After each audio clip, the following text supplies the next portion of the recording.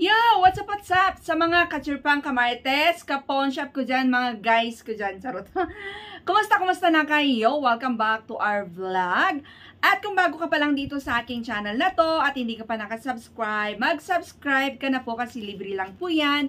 At pakalimbang na rin yung bell na yan sa baba para lagi kang updated kung may mga i-share ako or imamarites ako gaya ng aking i-share sa inyo ngayon, which is Sanla update ng my stones. Ito yung may kasamang diamond sa inyong mga alahas kung magkaano na nga ba ang sanla ng may mga bato. Okay? Yung real diamond siya. Kaya, keep on watching.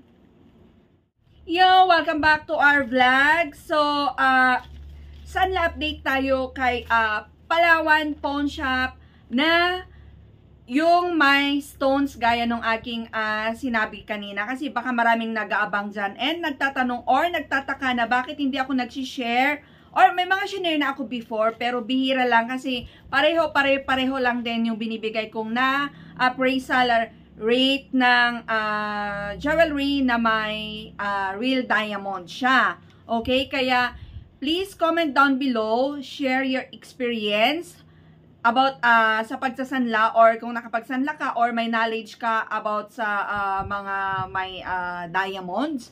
And isa pa na lagi kong sinishare na if you want to invest here in the Philippines, kasi ang mostly na ina-appraise lang nila or inaano nila sa mga pawn shop binibigyan ng presyo is yung solid gold siya. Pag may mga palamuti yan, may mga stones, may mga lucky charms na yan, like yung mga VCA na yan, at saka kung ano pa, basta yung mga maraming palamuti ngayon na ano is, hindi nila yan pinipresyohan sa mga pawn shop, okay? Like, pag binibili natin yan is of course, tinitimbang nila yan ng buo and babayaran natin ng buo per gram.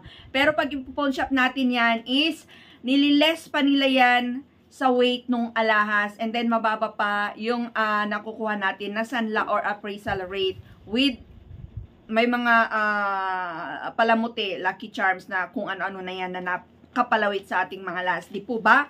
And now is may share ako kasi may solid viewers tayo. Shout out to you, Xerox. Oh, Xerox. Rexor. Ayun, kasi nakachamba siya. It's like super duper lucky siya or ewan ko kasi alam nyo ba nakapagsanla siya ng napakataas na appraisal rate ng jewelry solid gold with diamonds kay Palawan Pawn Shop.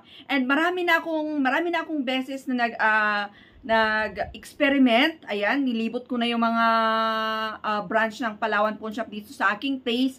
And same lang din yung binibigay na appraisal rate. Which is, lagi nila akong inuutusan na punta ko sa BHF kasi yung 40 nila doon sa BHF is yung mga gamay nila or mostly na inaano nila doon is yung with stones, with real diamonds. Lagi nila akong inuutusan doon pag gusto ko ng mataas. And now, si Kuya, wait, ito muna, yung sinend muna ni Kuya, i-flex ko dito, i-flex ko na lang dito, and then, babasahin ko bago ko i-share yung aking experience, okay? Kasi nakakawindang, okay? So, flex ko na lang dito, takpan natin ang ating mukha. So, eto yung sa kanya, tingnan nyo, 7.4, yung weight nung sing-sing niya. And then, 12 carats lang ito ha. 12 carats lang ito. And naka-indicate dito na with 1 brilliant. 1 brilliant. Tama, brill. So, brilliant ito. 1 brilliant. And then, hindi na nakalagay yung, kung ano yung specify nung brilliant na to. And dito sa baba, eto, nakita nyo, ang pagsanla ni Kuya dito is 29,350. OMG, napakataas. Di po ba? 29,350. 12 carats lang ito na with stone. And pag i-divide natin ng per gram, ang lumalabas is 3,966 pesos. And yung location ni Kuya is norte siya. Nasa norte siya. Okay? Somewhere in Ilocos yung pawn shop na pinuntahan niya. So, parang pati siya is nagulat, kaya hindi lang isa ang kanyang sinanla. Hindi lang isa, dalawa, tatlo, ganun na with stones. Kasi nga, nagulat siya na OMG. Ayun, ang taas. Oh, may lumilipad na ano to. So, 12 carats with stone, 1 brilliant. Ayan, ewan ko kung may flex ko dito yung ring na yon is 3,966 pesos. Okay? Napakataas, super duper laki. Laki. Dito sa aking location, never ko tong makuha. Never to. Okay? So, next is dalawa itong aking isi-share na galing sa kanya. And this one is very recent lang. Okay? Next is ito naman, 9.9. Since men's ring ito, since syempre, alam naman natin na pag yung mga men's is malalaki dapat talaga yung mga suot nila. So, mabibigat talaga yung alas ni Kuya. And yeah, dami talaga niyang collection na mabibigat. 9.9 and 18 carats. So, magkaano ang per gram ng 18 carats with diamond? Yung diamond ni Kuya is dito with 4 brilliant. Ayun. So, ito yung medyo malalaki. Hindi nakalagay yung mga size or carat ng diamonds niya. And nakalagay lang na with 20. Hindi ko natanong kung anong ibig sabihin nung B, titos na ito. Ayan. So, ang pagkakaintindi ko dito is yung maliliit na brilliant. Ayan. Ito yung mga small. 20 yung nakapalawit dito na stones na maliliit sa singsing ni Kuya. And magugulat kayo. Eto sa baba. Andito yung presyo ng pinagsanla ni Kuya. Xerox, baliktarin na lang natin. Ng 9.9, 18 carats is 82,700 pesos. OMG, 9.9 yan. And pag i-divide natin, sa per gram, kung magkaano ang per gram ng solid gold with diamonds, na which is yung na-indicate na ito, is 8,353 ang per gram. OMG. Napakataas, 18 carats yan, and now lang ako nakakita ng ganito na ang taas, kasi sa BHF mismo, kahit nabili ko yan ng 100,000, pag ipapa-appraise ko sa kanila rin or sa mga ibang pawn shop is kalahating presyo lang yung lumalabas na per gram. Hindi siya bumabalik. Si Kuya is itong singsing niya na ito is nabili niya ito ng 100. Magkano na yung sinabi mo is eto na agad yung pinagsanlaan niya. Sobrang panalo. Imagine that 8,353 pesos ang lumalabas na per gram. OMG, 18 carats. Okay? So, grabe. Grabe. Please comment down below kung magkaano ba, kung na-experience nyo yung gaya ng aking na-share ngayon ng sunlap date or appraisal rate ng real gold with stones, okay?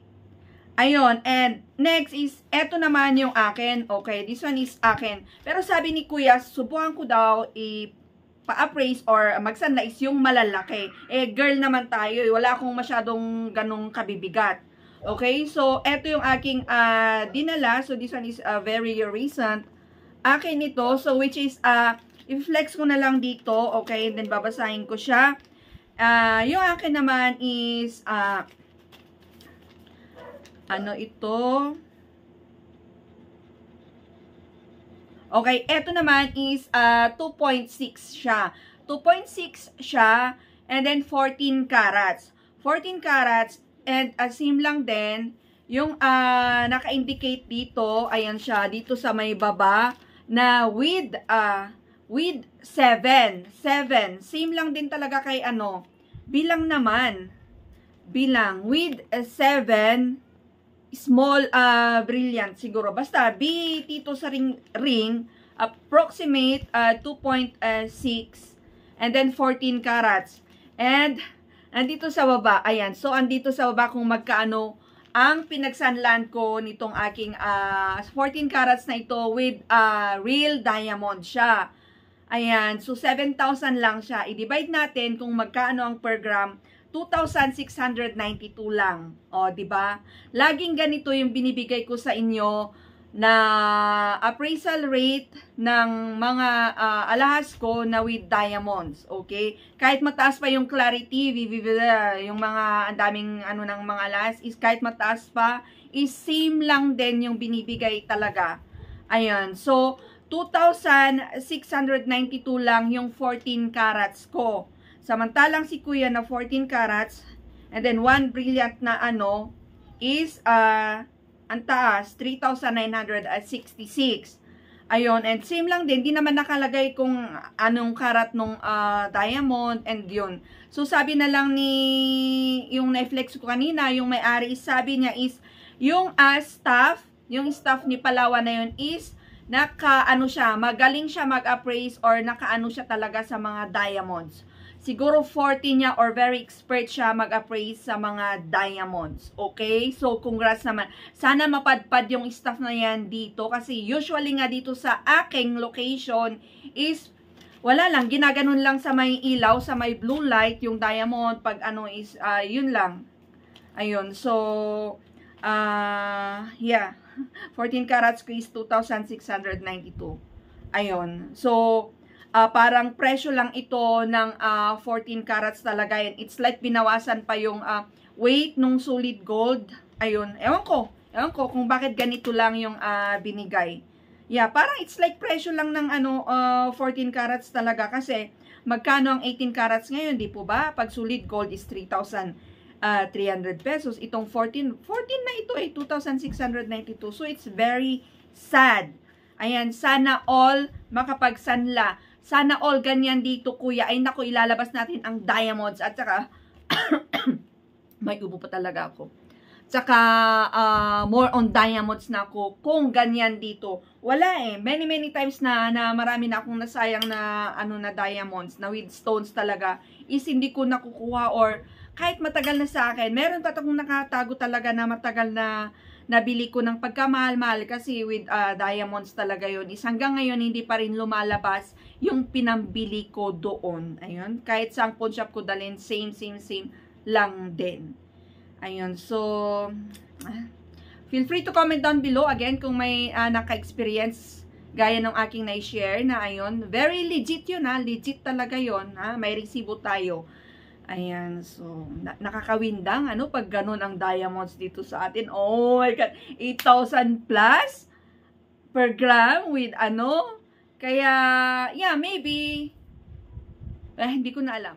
So, yeah, that's it for today's vlog. And you know the drill, if you're new to this channel, feel free to comment down below para idagdag natin yan sa Q&A natin. Thanks for watching. Bye-bye and God bless.